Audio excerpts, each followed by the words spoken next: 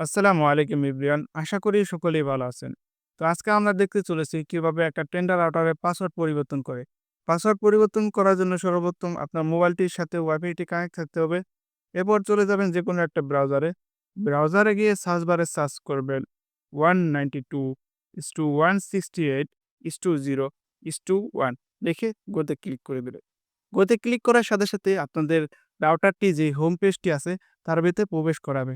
এরপর এখানে ডাইনিং সাইটে দেখতে পারবেন 3 ডট অপশন আছে। এটার উপর ক্লিক করে দিবেন।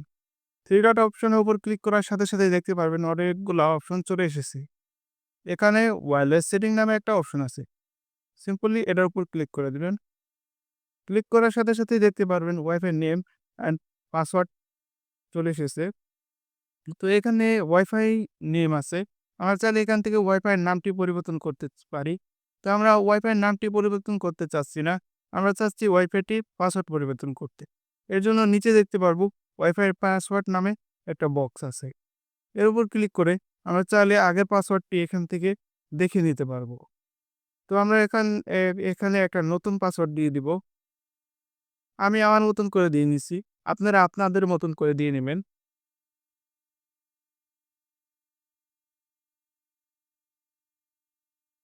পাসওয়ার্ডটি দেওয়া হয়ে গেলে এখন একটু নিচে স্ক্রল ডাউন করলে দেখতে পারবেন ওকে একটা বাটন আছে।